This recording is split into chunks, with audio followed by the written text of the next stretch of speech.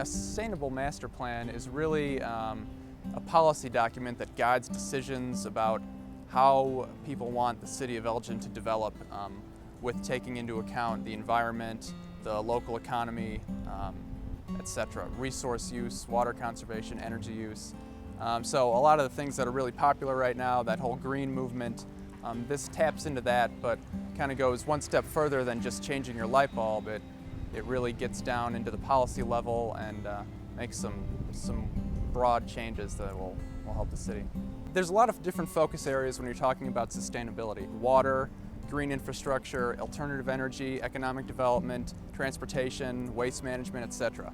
So all of those focus areas provide arenas that we can go down and develop higher level goals, such as reduce water consumption. And then from that goal, we develop certain objectives that we'd like to see accomplished through policy changes, through program implementation, and then we track those. Another way to think about sustainability is how it affects you. It actually comes down to saving people money. The more insulated your home is, the less you're going to spend on your heating bill. The more efficient your appliances are, the less energy you use. And what's important about that is the less energy you use means less fossil fuel use. We're going towards alternative energies, but most of our energy still comes from the use of fossil fuels. And we are using those up. We have a finite amount of them, and we built our entire civilization around them. So we have to find ways to alter those habits and that way of life.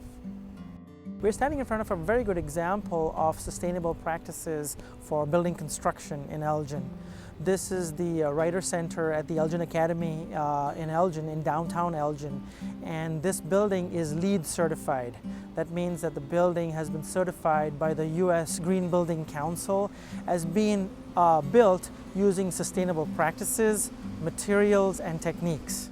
Some of the unique aspects that went into the construction of this building were the fact that, first of all, this is located in a sustainable manner in downtown Elgin, so that people don't necessarily have to drive from surrounding neighborhoods to bring their kids to the school. It is located within walking distance of our metro station, so that again removes the need to drive to it.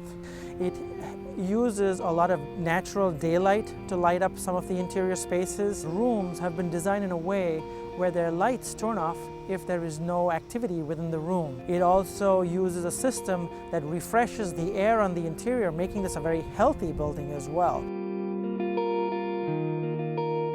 Sherman Hospital is another very good example of sustainable practices. Sherman Hospital has designed a large lake around the primary hospital building on its property.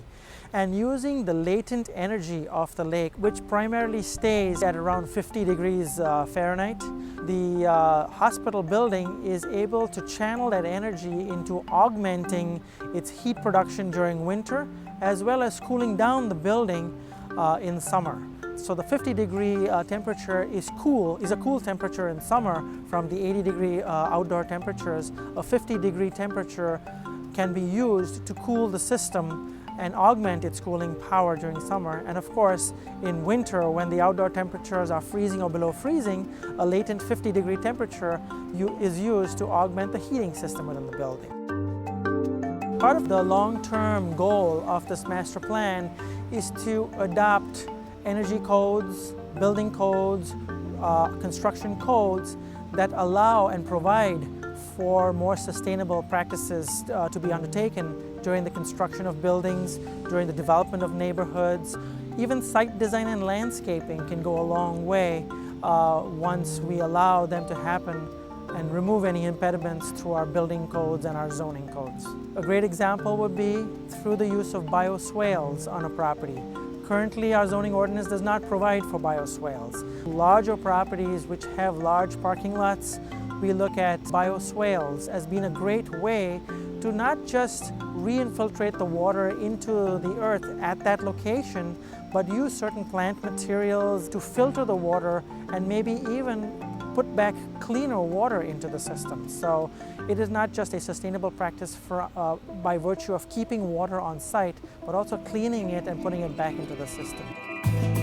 Another big push of the City of Elgin is to look at future development of our new neighborhoods, particularly on the west side, in a more sustainable manner.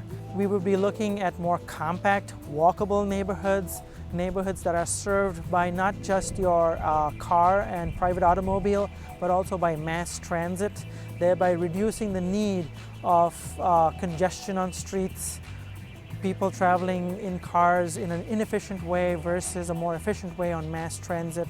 But the very fact that the neighborhoods themselves will be designed with more amenities than simply people's homes, such as a local grocery store, perhaps a small branch library, other smaller retail areas, cafes, restaurants that these residents could now walk to as opposed to driving to, that in itself will be a huge step taken in the direction of a sustainable neighborhood.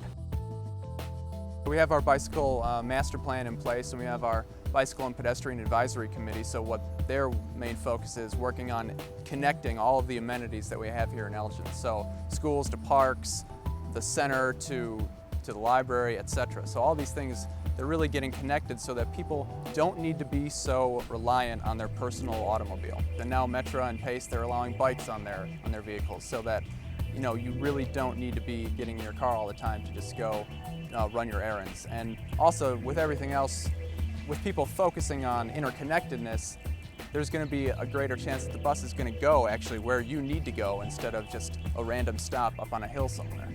The Sustainability Master Plan is really a living document, so we're going to continue to refine and tweak it to make it more applicable to the ever-changing environment. And the ultimate goal of the Sustainability Plan is to make Elgin a more viable, energy efficient, and clean community to live in. And that'll make it more attractive regionally, as well as make the citizens of Elgin love to live here even more.